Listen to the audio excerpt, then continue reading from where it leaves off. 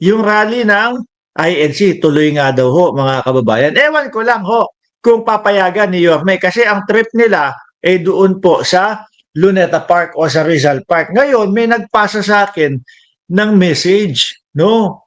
May nag-send sa akin na message ho, mga bossing si Pamo, sir.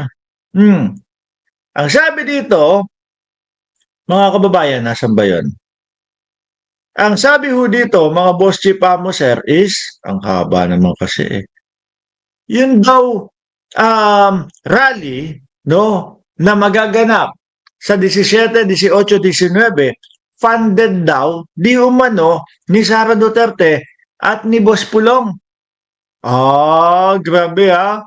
Funded daw ni Boss Pulong at ni BP Sara, mga bossing. Siguro, kailangan na natin talaga ng malawakang rally kasi wala, nauubos na tayo. Kailangan na natin ng kakampi ng Iglesia ni Cristo. Aba, kung totoo talaga ho ito, mga kababayan, mapapaisip po yung mamamayang Pilipino kung mapapatanong ho, talaga bang relihiyon yan?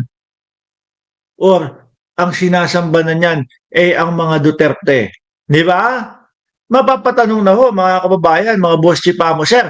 At alam naman po natin, ang sinasabi diyan is Iglesia ni Cristo, GAIL, ano, GAIL ni Bus Jewel. Oh. At yung kay Kibuloy naman, ano ba yung pangalan ng kay Kibuloy? Nakalimutan ko yung kay Kibuloy eh. No, malapit na hong mawala sa sa radar natin yung kay Kibuloy eh. Nalilimutan na natin. Tingnan nyo. Si Kibuloy nga malapit na din hong malimutan yan lalo na pagka inihatid na ho sa Estados Unidos yan si Buloyski. Ano ba yun? KUGC. KUGC tapos GAIL tapos po eto nga daw pong Iglesia ni Cristo. Sabi dito, naku, part of the plan inclusion and cooperation of Mindanao component, yung mga magsasalpak. Nako, sabi, the plan is not about a peaceful rally, so the peaceful court measure are not obvious in order hence.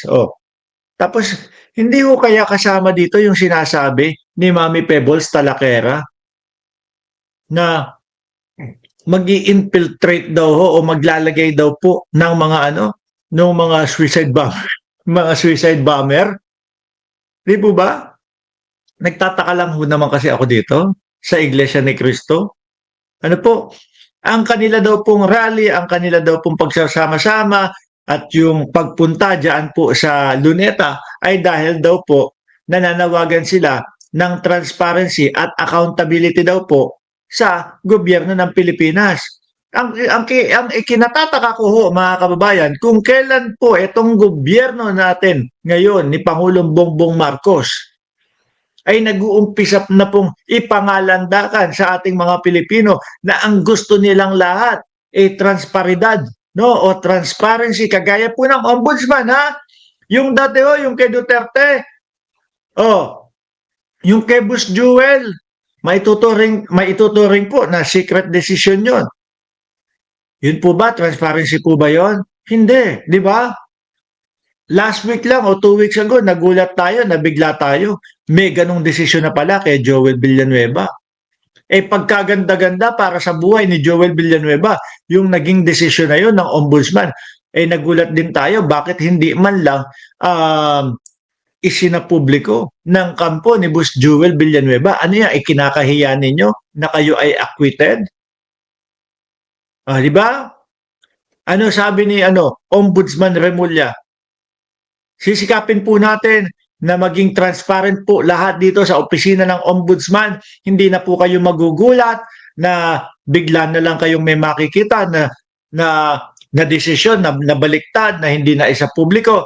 Ang gusto po nila dyan, sa ombudsman pa lang mga kababayan, ang gusto po nila dyan, mga boss chipamo, sir, ay lahat po ng kaso o lahat po ng nangyayari sa opisina ng ombudsman ay agad-agad po nating makikita, no? Sa internet, pag tinype mo yung Office of the Ombudsman, kita natin lahat. So walang magiging mga secret decision, etc.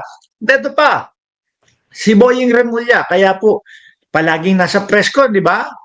Yan yung binabanatan ni Martires. Ganun, palaging nasa press con yung ating bagong ombudsman. Kasi kumukonekta sila sa tao. Yan naman po talaga ang ombudsman. Di ba? Konektado sa tao. Ipinapaalam sa mamamayang Pilipino sino yung mga nakasuhan na mga magnanakaw sa gobyerno, sino yung mga ganito, ganyan, konektado sa tao. Dahil nga ang gusto nila, yung transparency.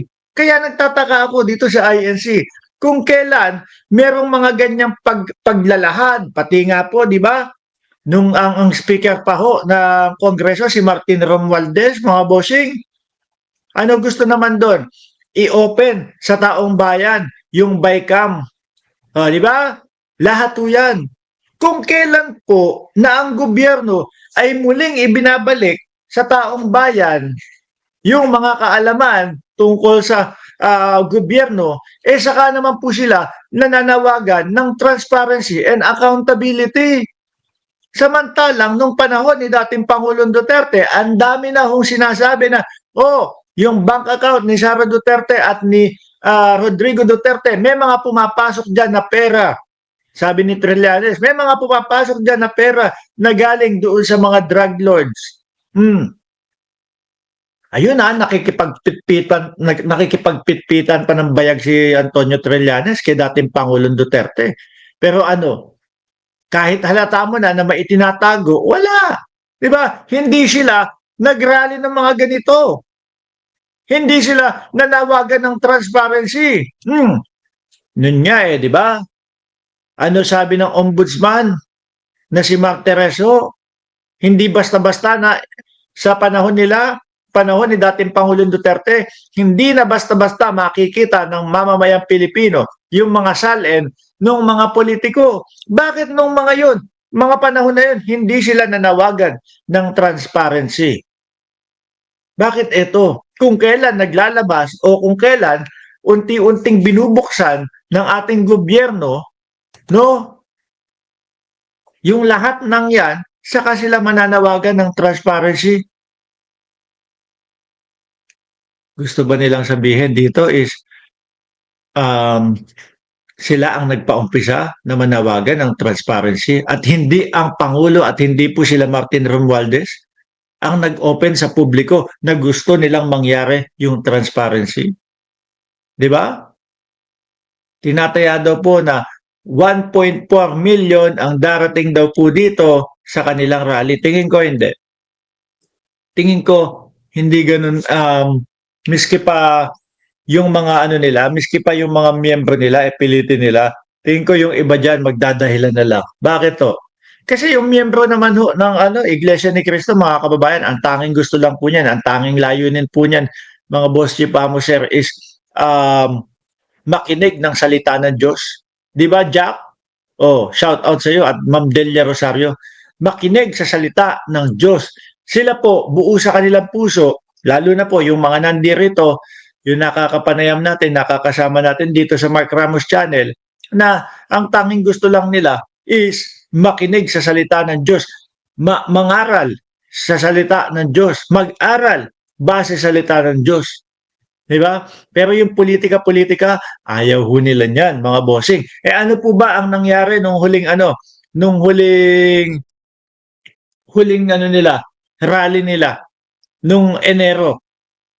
Di ba ang nila doon, ang palabas nila doon, peace rally, tapos ang ending is political rally, mga bossing. Yung mga iba dyan, syempre, ang mangyari, ay ayoko nang pumunta doon.